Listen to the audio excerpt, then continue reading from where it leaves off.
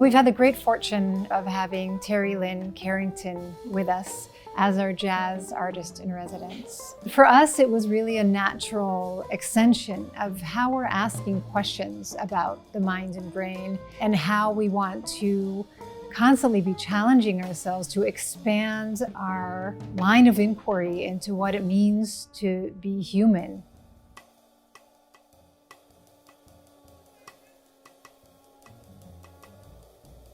Mike. Terri Lyne. See, we're almost matching with the glasses. That's why I got these glasses, so I can match you.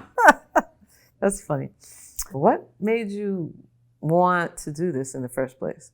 Like, what made you think, wow, jazz musicians and neuroscientists, let's put them together? First of all, thank you for coming. It's been an absolute delight getting to know you and making a friend. Well, it's because I think you guys and gals have insights about how the mind works that can be, let's say, an inspiration for the neuroscience. I'm always interested in something that I don't know about because I'm always interested in, what connects the human race, like that there's more things that we have in common than we don't. How would you briefly describe your work, your purpose, the thing that makes you get up in the morning and want to do science at all? I mean, I really think it's like so deeply in me that I could just say it is me. It's like I've been thinking about thinking since I could think. And I've always felt that way. I mean, when I had my tonsils out and was put down and I can still smell the ether, that shows my age. And when I woke up, I noticed that no time had passed, unlike when we sleep. And right from then, I was thinking, why is that? I can see how the average person is just, how so many of the average people in the world are just dealing with survival and, just taking care of their families, and how it's hard for them to relate to a life of investigating and digging deeper into something that may not, in an obvious way, affect the average person's life. I mean, I'm driven by the medical connection, mm-hmm. and I think it's the way forward. That the only way to get to the places we want to be with the medical connection is through the basic science. Like the biggest breakthroughs that we'll have that will matter will come from people who never went to medical school, don't know anything about it, but they'll make some discovery that'll make all the difference in the world. They're just curious. Yeah, but it's the same thing with music. I mean, I ask myself, that's probably why I'm even asking you about this, because I ask myself that all the time. It's like, I'll spend, oh God, like way too many hours on 4 bars of music. And I'm like, who cares about this? Why do I care about it? And why am I so driven to keep at this 4 bars until I feel a certain something, gratification or something, to make me know to move on? Mm-hmm. When I listen to your early playing, and I listen to you now, it's like you just go deeper and deeper and deeper. There's ways that, like, you could.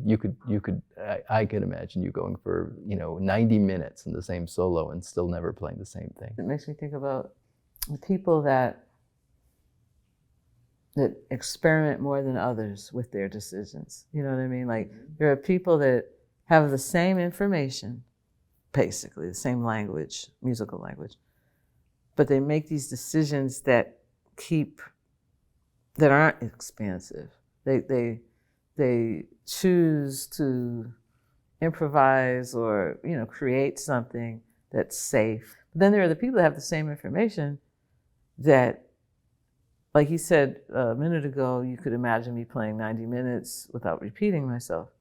But I think that would be difficult. But there are people that, that's the route that they're going.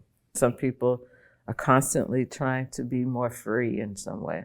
With the popularity of artificial intelligence, people think of the mind as information processing, but it isn't. It's this digging deeper and asking questions and seeing the world differently because of the question we ask, and then the answers that we get from the world.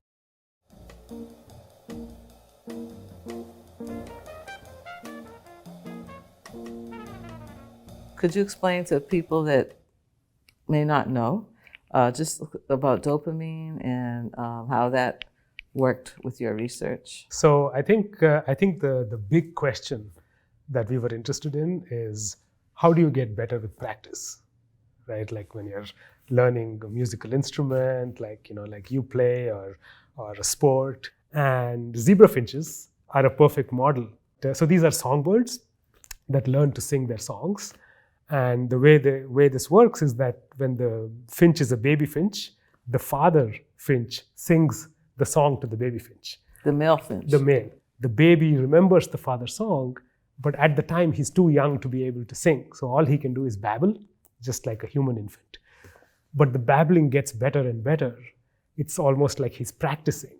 And the question is, what does dopamine do when the bird thinks he's made a mistake, right? And we found that, in fact, dopamine was suppressed. So dopamine activity went down. I was talking to some of my musician friends when I initially got this result with the dopamine, and many of them mentioned that they treat mistakes differently during practice and performance. So I'd be curious to hear your thoughts on this too, but they said that when they're practicing and they make a mistake, they pay a lot of attention to that mistake because they want to learn from it. They want to figure out what went wrong and how to fix it so that they can improve, right? But if they're performing, if they're in Carnegie Hall and that's the big day, and then they happen to make a similar mistake, they might want to brush it under the carpet. And in fact, we found that exactly like my musician friends would have predicted, this dopamine error signal that was present during practice was reduced and sometimes completely turned off when they perform to the female. Right? Yes, it's higher stakes or lower stakes when you're practicing and higher stakes when you're performing. So that makes sense. It seems like it's a protective mechanism of some sort. To me, sometimes, I don't know, I don't try to be perfect if I'm practicing. I don't even try as hard. So mistakes are going to happen because I'm not really fully in it, because I'm not performing. So I kind of just accept the mistakes. I think I'm a little bit the opposite. When I perform, mistakes bug me more, because it's kind of like that's not the place to make them. Right. So maybe I need to investigate that.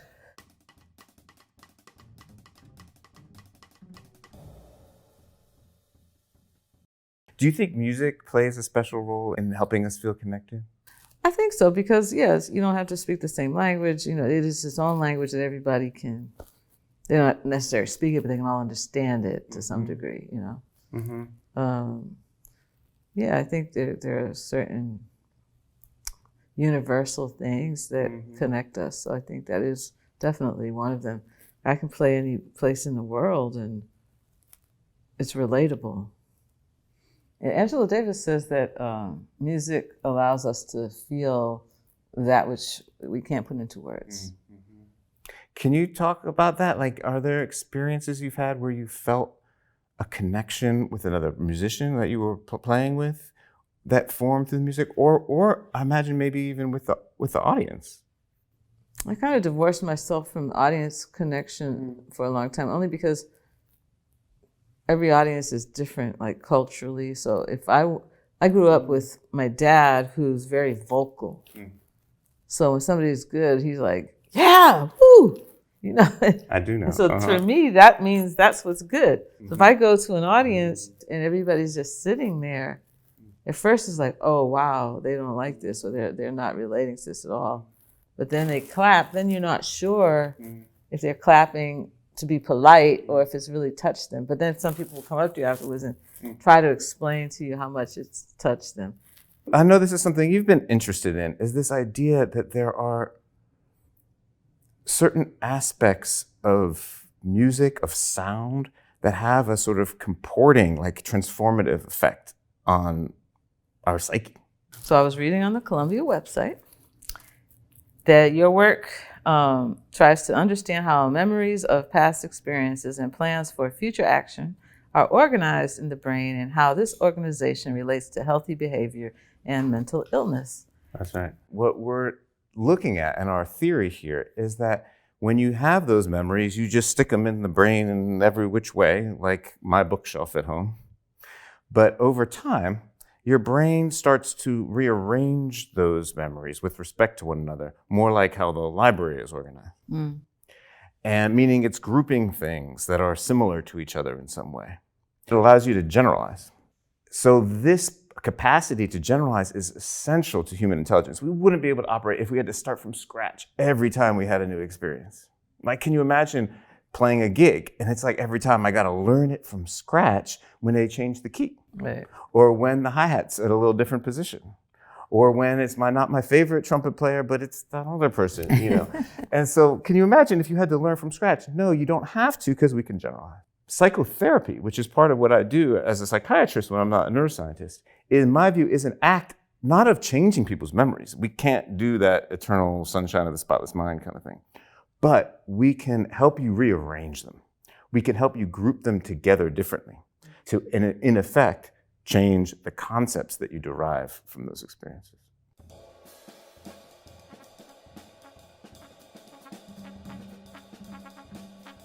One day I was hanging out with Ella Fitzgerald. She was in Boston, and we were sitting backstage watching Oscar Peterson play. You were hanging out with Ella Fitzgerald. It's just, Well, my dad, he knew everybody, so he always took me with him to the clubs and to concert halls. and how old are you at this time? 11. And so when I sat in, well, she took me by the hand over to him and said, "You have to hear her," and he had just finished his set. And then he asked me to play, so I have to hear you. And I remember he was sweating, he was drenched. Oh my gosh. And the president of Berkeley and his wife, they were leaving, but then everybody heard Oscar sit back down like it was an encore, and then they came back. So, With you? Yeah. So I got a scholarship to Berkeley when I was 11. That's amazing. It's not very often like that someone says, you know, when I was 11, and Ella, you know, first name basis, you know, walks by. But maybe you can tell me more about what you do. So I knew I had interest. I knew I was interested in science and I was interested in people. So I cobbled those two together and I majored in biology in college and I did a great job. I was certified, you know, New York City school teacher, and I even taught. But I didn't know until I knew that there was an option for you to take your love for science, love for people and humanity, and not just have to go into medicine. And I have I think a unique interest in what that looks like when it comes to children and parent-offspring dynamics. Parent-offspring here, what does it mean if a parent has an experience for future generations? How do their brains change? One of the studies I've done in the past is how the experience of parenthood, whether it be through one's body or through experience, just like being with the offspring, changes the hearing centers of the brain. My father, he wanted a son to carry on the tradition because his father played, he played. And then when I wasn't a boy, and I'm an only child, he was disappointed. But when I took an interest, instead of him squashing it, he got excited and then just gave me everything I needed. It's beautiful. We may have some things in common, being in male-dominated fields. I feel that there's an energy shifting with, just even in the last 4 or 5 years, I feel like there are more women taking ownership. Is the flow changing in reference to representation of women in science? I think of it kind of like when we see on the Weather Channel, there's a 30% chance of rain, right? Like you should pick up your umbrella, but there could be no rain. And what causes that shift? What causes it to take, it could go closer to 50% or it could go less than 50%. And it has to be something that's active. Because if we kind of let it sit at this 30%, I think it's gonna go back and be pulled back to what historically it has been. It's not just that young brown girls could look at you and say, I can be like Terri when they grow up. That's lovely, we can put that with a bow on it.